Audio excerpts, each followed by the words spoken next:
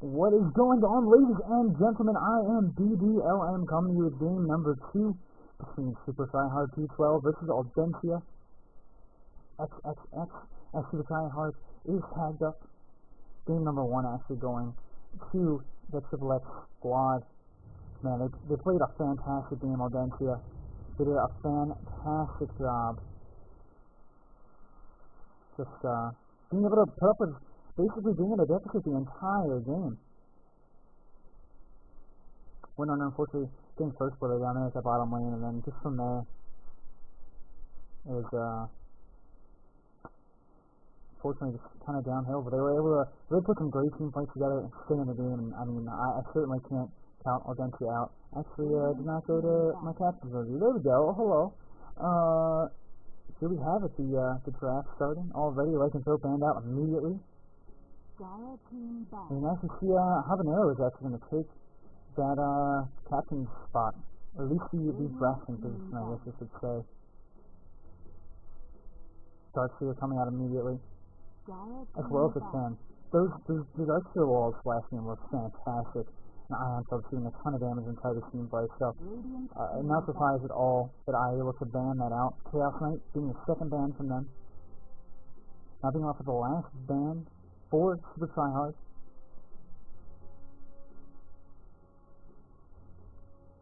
And Volker is actually going to be banned out there.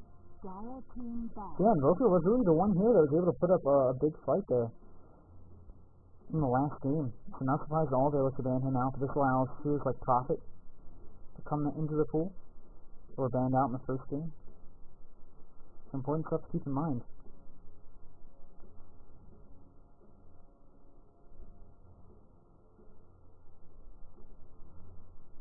Rubik is actually going to be banned out. And that was actually something that I miscalled during one of the fights. Apparently Rubik was able to steal an epicenter and just did a ton of damage to the enemy side. And yeah, I did fix my lag issue, by the way, I do believe.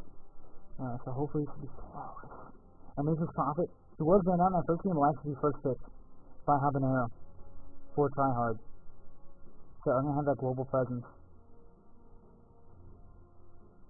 They do have some options on how to run him though. I mean, we most often see him in the jungle. But they could look to play him in the side lane as well. But with Shag and Tidehunter actually going to be the next pickups. IA is going to grab those big heroes. The Strax also picked up for them last game.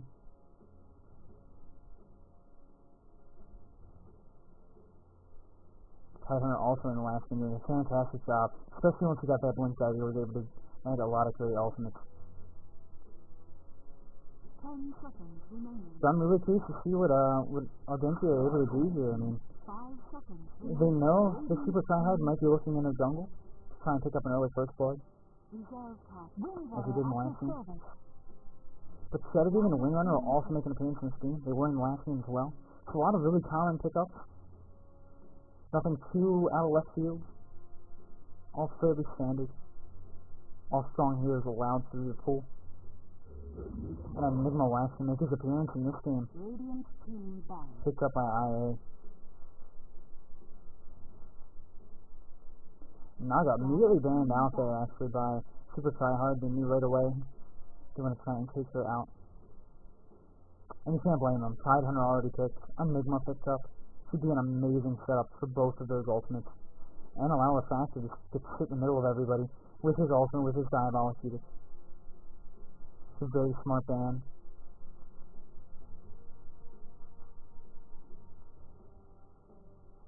Thunderdime not as sure about who he wants to actually ban out. 15 seconds left for him. Could be looking to ban out a mid, ban out a K. SuperTryHard using that Mirana last game. I don't know that it made such a big impact in the game that they'd want to ban it out, but there's certainly an option. Brewmaster is actually going to be IA's ban out. Back to SuperTryHard for their last ban. They ban out the Broodmother, and Queen of Pain is actually going to be the very last ban out. SuperTryHard, like I was saying, they could look to go for a carry, they could look to go for a mid-hero still. Windrunner probably going to be taking that side lane solo. Prophet most likely in the jungle. Morphling could look to be a pickup actually for the Super Tryhard squad. Looking to go with that Shadow Demon. Shadow Demon Kunkka, another combo we haven't seen too recently, but one that's been run by a couple of professional teams. 5 seconds remaining. And for the other side of the board, we could see that Enigma in a couple different positions. Most likely will probably be in the jungle. And Night Stalker actually going to be picked up by Super Tryhard. I like it. I don't get to see Night Stalker all that often. So it's nice to see him, a great hero. Obviously, he was much more popular back around the International one. But just as strong as he's always been, and Venomancer will actually be picked up by Audentia. So looking to stack up a lot of ultis. Audentia really looking for the team fights this game. If they weren't really able to thrive in. 10 seconds remaining. In the last game. A lot of back and forth. Regardless, now a lot of big ultimates picked up for them. And I could honestly see, I mean, it might not be that easy to pull off now with the picks have gone out. But Pugna would actually be a really smart pick against the IA lineup, but based on how the Super Tryhard squad has looked disastrous already, it would not really fit in very well with their current picks. And I think Habanero's really realized how much team play is going to be coming out from this IA squad. He's not really sure how he might look to deal with it. Split pushing could be a way to go with it. They already have that profit. Tinker's still available. I'm myself a big fan of that Tinker. Good looks grass in here.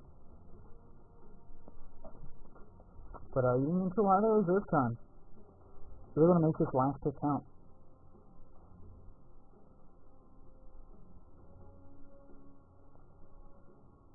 This is actually a pretty fantastic spot to pick up the Ricky Maru as well. He wasn't able to do a whole lot last game. Unfortunately, did not get off to the best of starts. And Storm Speed is actually going to be the very last pickup. I like it. A lot of imps on that Radiant side, but Storm Speed, a fantastic hero. And Templar Assassin, how could we forget?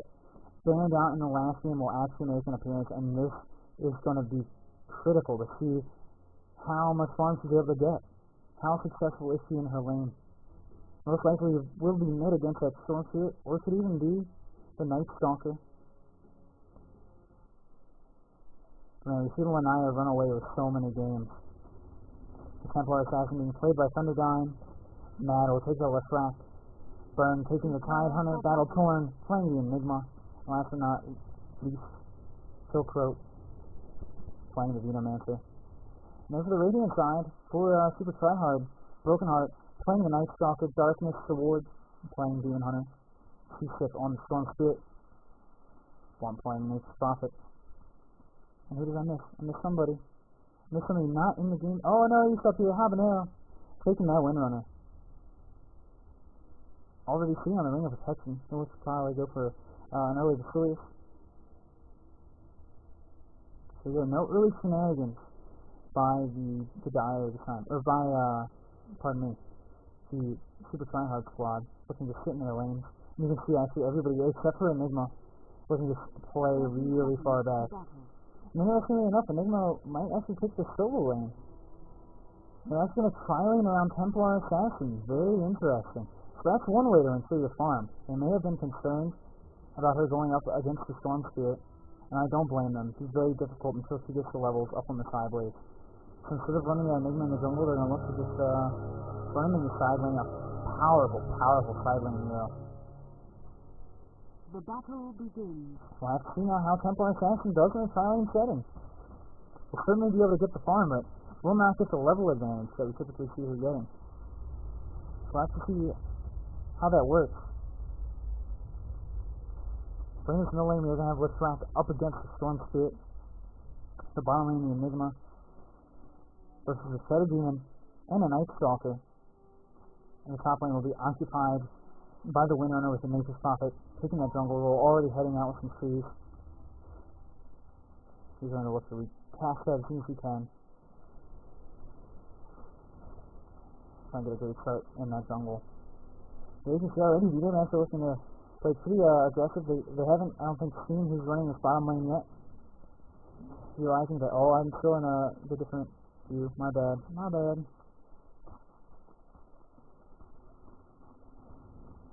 Yeah, Enigma should be okay down here. He's going to be able to deny creeps very easily. We'll probably let you go for an early soul ring. You can see, yes, he is sitting on the recipe. So he's going to be able to keep this lane pulled back really far. And it's kind of interesting that he hasn't already looked to kill creeps for conversion. He may have already done that in the jungle to just pick up some additional farm. I'm not sure. I've seen a little bit along there. So here we go, he's making some conversions. Looking to take out one of the melee creeps to ensure that the lane stays in an advantageous position for him. Let's get these game stats going already. You can see Slumpster already taking a little bit of an advantage here. But everybody's pretty much on par with one another.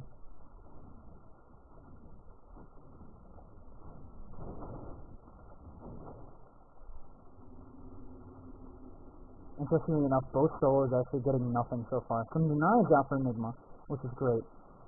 But no kills picked up for this winner, and if really has to try and stick around and pick up whatever experience he can, try and get that power shot to help her out with that. Finally does pick up a creep kill. And Enigma forced to play really passively. Especially now it's Kennedy in level 2, has to be very careful. The presence of Prophet could spell an early first blood.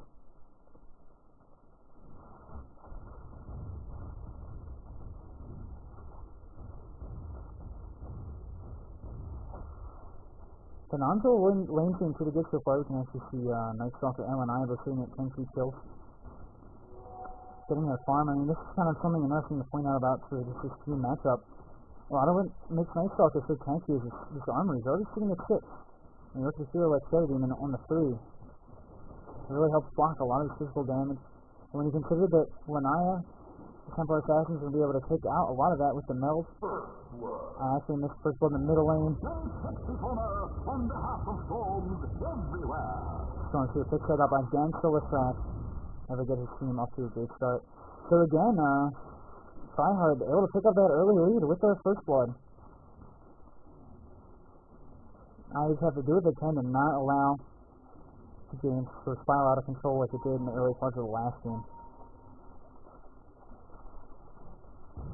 They've been having a little bit of trouble here. I might actually even look to start trying to use conversion on some of the enemy creeps. Just to try and get himself some farm up. But there you go, that's the power of this Enigma side lane. Able to time those attacks together, the hero and the creeps together, make it very easy to last it. So hopefully that will improve down here in the mile lane for him. He's going to have to do a great job pulling his creep wave off to the side with all the camps available to him.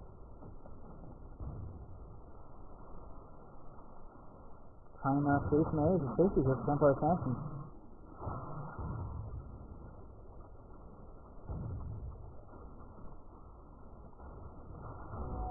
I'm sure taking quite a bit of damage here in the middle. And so Pharaoh does have that bottle. Actually, Mrs. Prophet picks up invisibility rune. So they're more interested in denying it from Lestrak, who also has a bottle.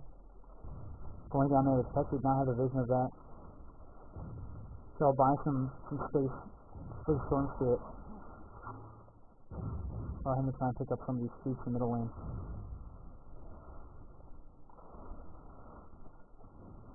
Now we should be seeing a little bit of an advantage for the Radiant. And we actually will see that. But actually here's some initiation at the bottom. The Void already being used on the Enigma. He will use the Malus to try and get himself out. The Silence being used as well. Destruction and Soul Kiss on Enigma. That's not enough. Now Stadium actually runs a little bit too far in because there's quite a few auto attacks from the creeps from the tower. Gets himself very low. Working out pretty decently for that Enigma. Not seeing any fuse for that Soul Ring. He might look to go for the Ring of Regeneration first. Try and get himself back up full health. You know, until he gets about another 100 mana, he's not going to be able to do a whole lot in this lane. Oh yeah, Night Stalker just sitting in front of the creep wave. Knows Enigma can't do anything to him right now. He's looking to try and zone him out.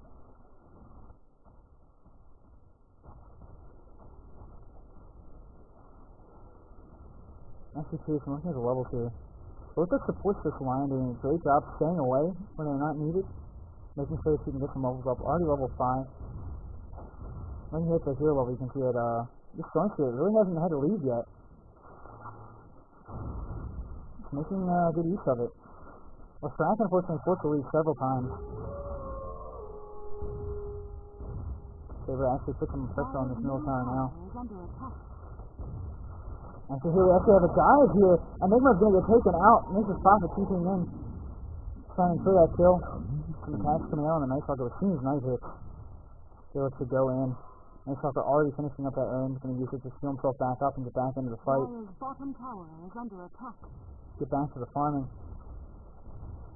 2-1 now in favor of the Radiant.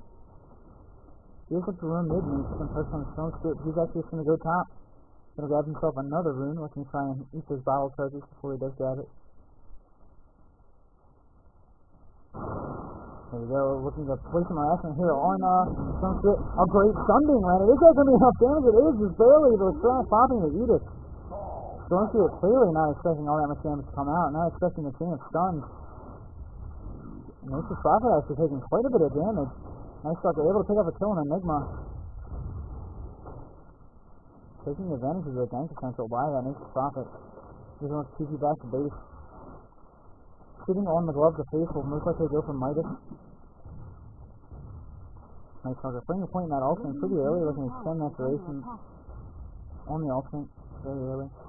That's just like Stone Spirit's going to try and come up here. And I will see this with the trap. They're looking to stay and try and get whatever two kills he can. We'll get shackled there to the tree. They're fast to block out a lot of this damage. So here comes some additional damage coming out. Stone Spirit looks to keep up the attack.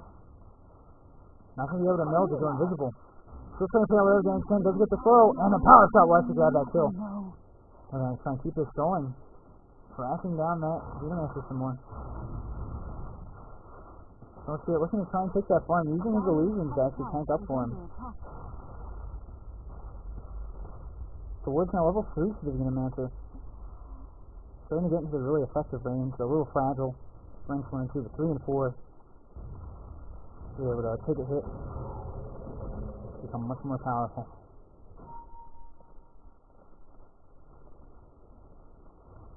Strack getting really close to his energy booster. The Nature's Prophet and Storm Spirit actually really want to look to go here. And Night Stalker actually coming here in the middle lane. Storm Spirit coming in over the top. Might look to try and apply some crowd control. No mana to do that, but it is not needed anyway. Storm Spirit picks up the last hit. They're going to look to push the tower out. They also have the Nature's Prophet here. Moving around the map quite a bit to make sure so they can get the early advantage they had last game. 2-0 and 1 for this Night Stalker now. Also a really great start. Gotta pick up the kill on that tower. Storm Spirit I'll actually get the last hit on that. You know, 1300 gold. Looks to finish himself up some booties here in the bottom actually, and they're gonna try and apply some damage to the Shadow Demon. No conversions up to put up some initial damage. The ultimate being dropped. Only Enigma really wants to go, calling for that ultimate from the teleport from this property. Will come in and try and do what he can. The black hole being dropped. So Spirit will actually pick up that kill though. Too much support from his Radiant squad coming in. Playing it 6-2.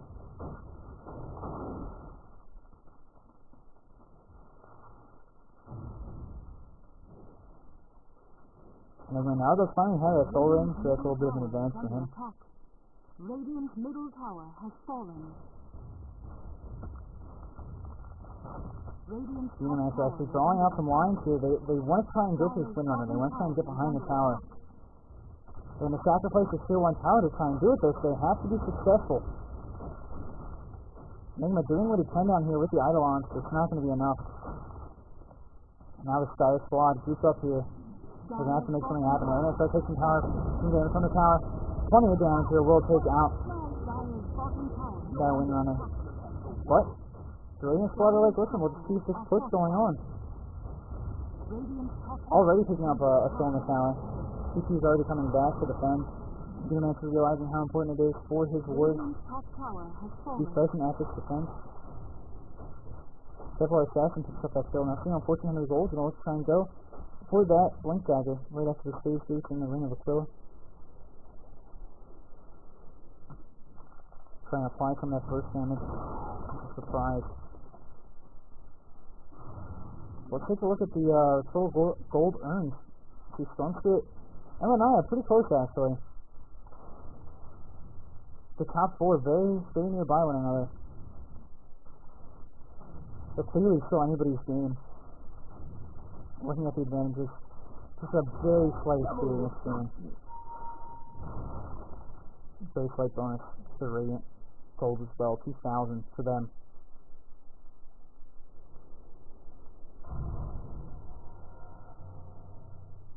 Templar Assassin doing a great job using these traps as wards. We'll be able to keep tabs on the rune spawns at the very top. As a Storm Spirit might get ganked here. No blink dagger or anything up. Silence trap being used. Storm Spirit doesn't have any mana left in the E. There's so much damage coming out. He's going to turn around and go back into the tree plate, see if that'll save him, but it won't. Unimaster will actually grab that last hit there. Swinging score 6 to 4. 11 minutes again, so about a kill a minute. Same pace we had last game pretty much. And actually, another kill picked up Enigma. Doing so much damage with the other one. Go pick up a kill, but it's going to get turned right back around on him. Make a fine human. Here's his Prophet picking up that last hit there. I do believe that will actually be his Hand of Midas. Let's roll some boots. This will help put him ahead for the later part of the game. They're going to try and get some additional late game, and they're going to need it. If Lestrath gets farmed, Templar Assassin gets farmed, they're going to need some heavy hitters in the late part of the game. Interestingly enough, Lestrath actually goes for the point booster instead of finishing up the Arcane Boots. He's actually going to find Celadine in here. He's going to look to try and engage him. No, he's not sure who else is in the area. Wants to just run out. Actually finishes the Arcane Boots now. Got 900 gold off finishing the Soul Booster. We'll probably get that Perseverance as well before he looks to break down those Arcane Boots. Turn them into Bloodstone. Nice Stalker actually going to come up here and catch it with Strath and trying to land a stun. Does! Actually see that coming. Does get silence though, and the Void. Slow in the nighttime, going to be huge. Does not want to. It's not going to chase quite yet. In comes the Storm Spirit. No mana now. What is he doing? Completely overextending. They do have the ability to turn this around if they so desire. The ultimate being used as well. It's a little bit of damage needed to take down a Storm Spirit. We'll get away. Disrupting out. That Lestrath is actually going to take quite a bit of damage now. The Soul Catcher will actually land on the Enigma. Lestrath is barely getting away. And here comes a Black Hole. Actually going to pull the Night Stalker in, but it's going to slow the death of Enigma. Power Shot coming through in the back, and it actually looks like Unimaster may come out. May go down. No. 12 health. No Shadow Poison on him. So 1-for-1 exchange. Look how close the other side were able to get. Essentially being a little over aggressive there. Just willing to go in with no mana. Just that overload to provide the slow, provide some burst damage to help take down a Dire hero, but spending all that mana to do that, no crowd control. Help his team out. Lanaya does pick up the Blink Dagger. Very important pickup for her. So you can see, now leading total gold. Lestrath having a positive record as well, fantastic.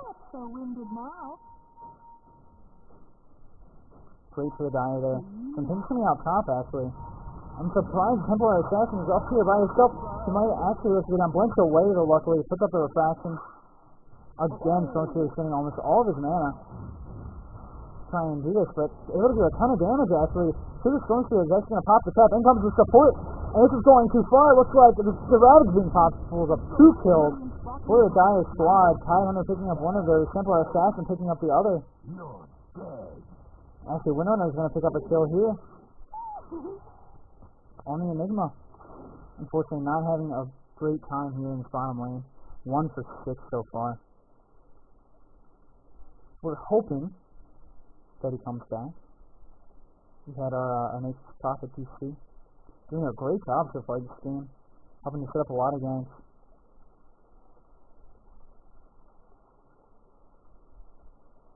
Has that Midas, has about 700 gold. Probably looking to buy some boots of his own. Actually, you can see Windrunner already having a mech completed pretty early on in the game, so doing a great job. Skipping the boots, let's put that together. I was expecting a lot of team fights to happen early.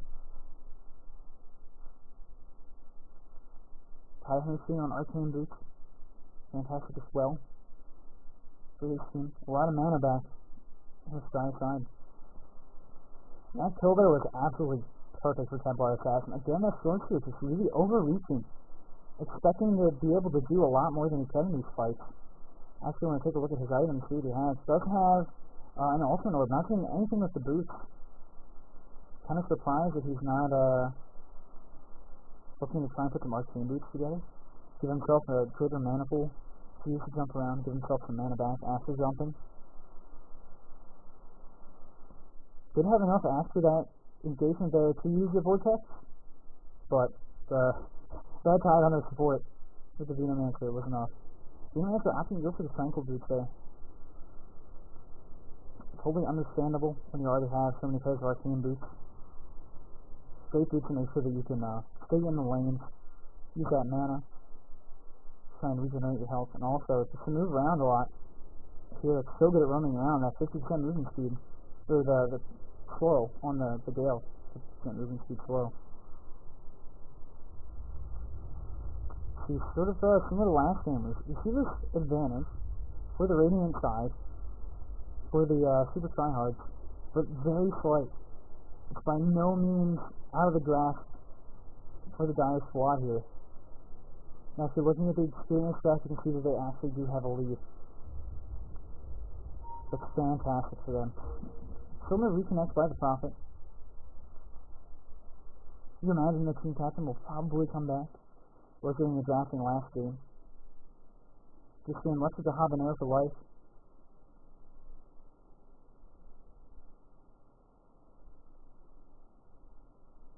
Oh, and actually, he comes back to the Night Stalker actually waiting for. Night Stalker already picking up a Vanguard. Very nice.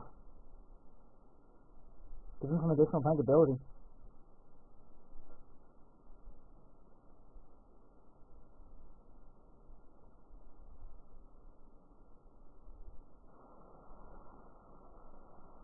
Templar Assassin sitting on about 800 gold. Pretty nice start. We'll probably let you go for like a Dozo. I think that's pretty much the most common thing you see on here.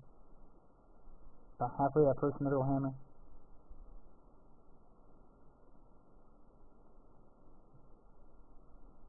What else we have going on here? Also, really wanting to go for that shoot stick really early on. And you can't blame him. Blame him. That amount of crowd control is fantastic, especially against the Lanaya. Still hard to get through those refreshing stacks. Especially when you don't really have any reliable dots. For this Radiant squad, Venomancer is fantastic against the Templar Assassin we can see. Actually got picked up along with the Templar Assassin this game. Venomancer not going to be applying his dots to that fraction to bring them down quickly. So you know, just crowd control over Lanaya, and then you don't have to really worry about the refreshing stacks. No tower advantage here either, actually. 2 down. A nice mirror across the board. Top tower still alive for the Giant, bottom tower still alive for the Radiant.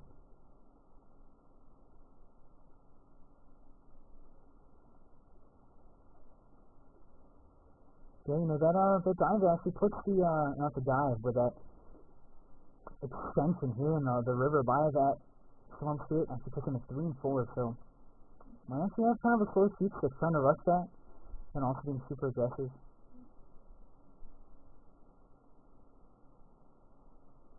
Going 2 by the Shadow Demon, unfortunately not able to pick up any kills. Helping the team out pretty well, actually ties in most assists, so that's fantastic.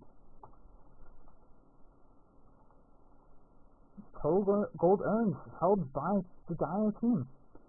The top 2 farms, actually, the Refract and the Templar Assassin, the users they really want to have it on. Unfortunately, the Enigma not doing so hot. I shouldn't see it if he's going towards anything, and no, he is not. Unfortunately. Looks like the Venomancer will be in charge of getting the mech. So Enigma might switch to try and go for maybe the Pike. Could be an option for him.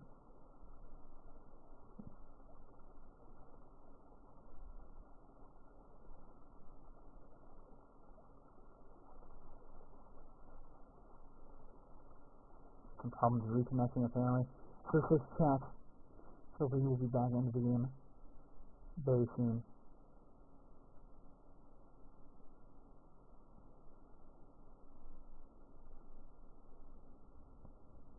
They're spending all that money actually to finish up that Vanguard. As he's thinking, it's 1400 health.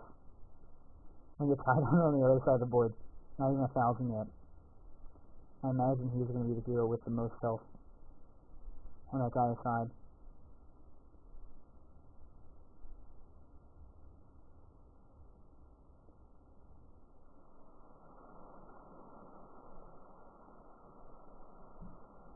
Looking through the heroes, I've already looked through 12 times.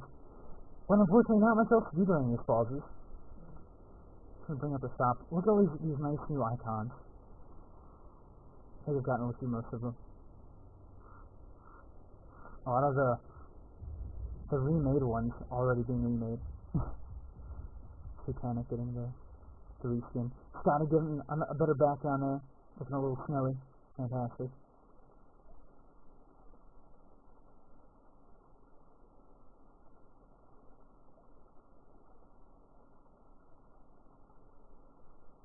I'm really kind of curious to see where Nature's Prophet looks to go.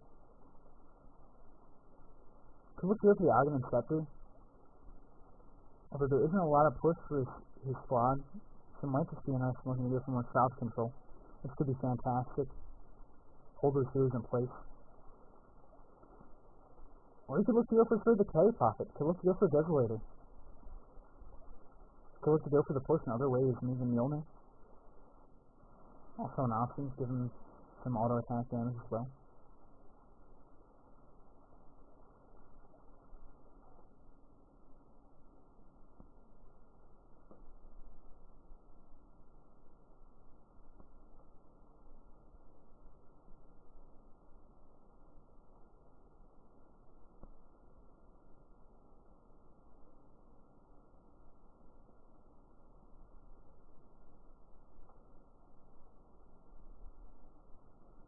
How close the gold is. Fantastic. I'll look at it in graph format. Just 1,000 leads to the Radiant. Not much at all.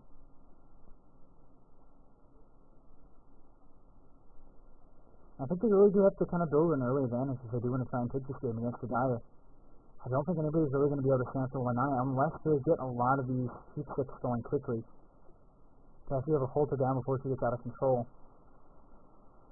She already has that blink dagger. Does have the ability to just catch people out. So it seems keeps up the vision to be able to jump on a lot of these squishy heroes with Shadow Demon. And Nature's Prophet. Takes him out rather quickly. As you can see, Nature's Prophet, 850 health. Just has the armor from Ring of Basilius.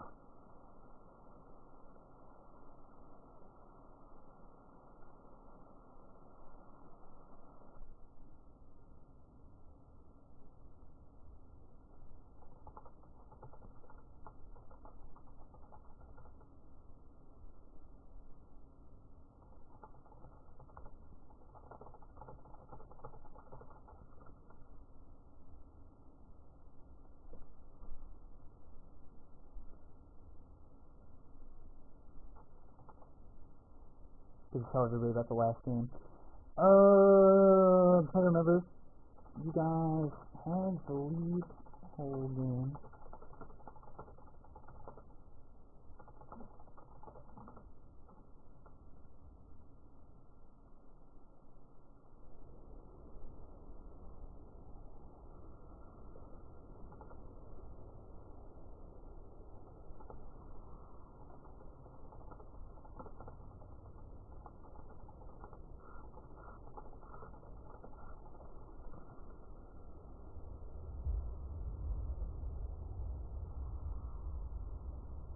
Hopefully I'll have that game one up. I'm not streaming this, I guess.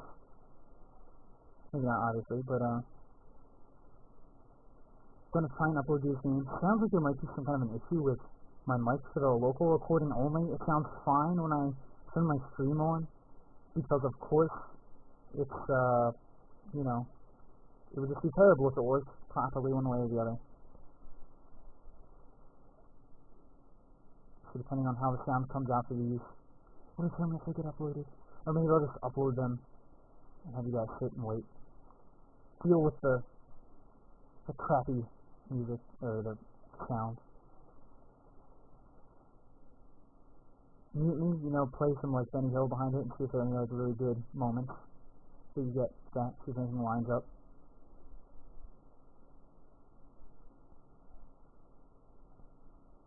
I keep expecting there to be like items that randomly show up that I just somehow did not notice before.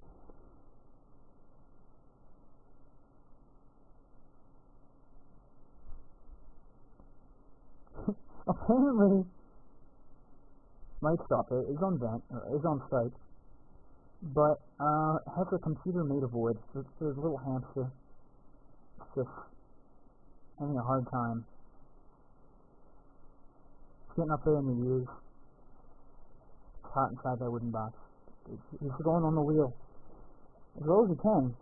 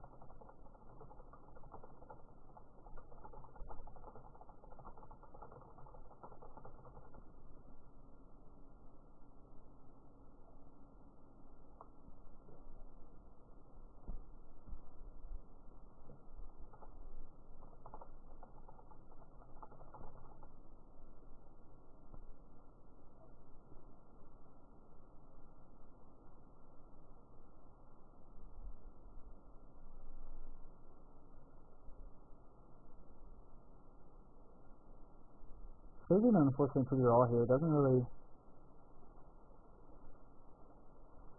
have anything on him, unfortunately. His total earned only 2,000. Only above the Tide Hunter. I don't think we're going to see a blink out on this Tide Hunter anytime soon. He did a fantastic job last season. He does have the arcane boots. That's really all he needs to be effective. A lot of Tide Hunters even opting out of even getting those movement items. Just happy to walk in and land the Ravage. Such a huge area. It's not always necessary to have that blink dagger. Especially when you consider that they have Lanai that'll sort of come in and catch the enemy team off guard.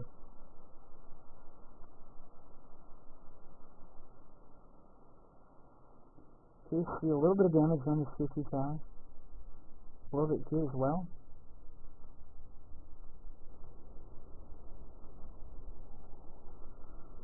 I feel like how the map is pretty much essentially mirrored across the river. Pretty good. I imagine if I'm feeling nice, I will try and break this up so it isn't such a long pause. Especially because I have literally run out of useful things to talk about. Like I said, I just keep clicking around expecting something to like randomly show up somehow. Oh, I didn't talk about this ward. Actually, oh, this is kind of interesting. There you go. A little bit of a wasted radiant ward. Placed on both sides of the river. They want to see everything.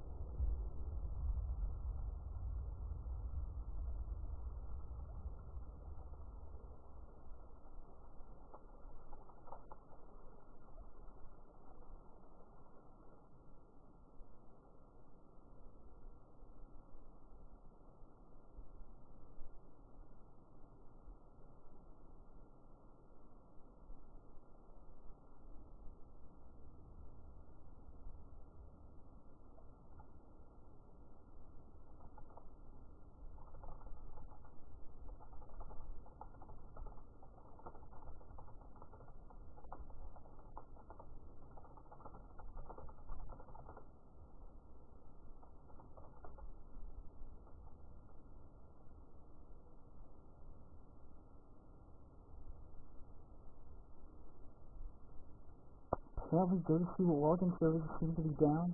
This is fantastic. So I might have to wait for this Night Stalker.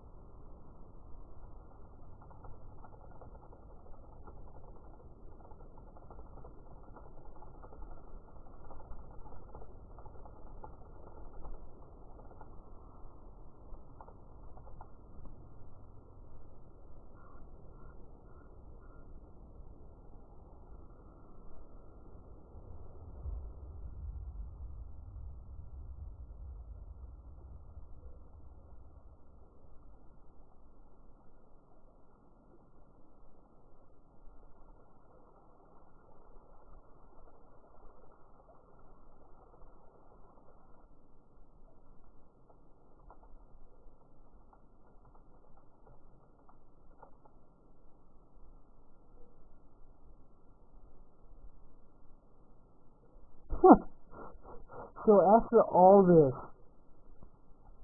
it might actually look like it's going to be a 4v4.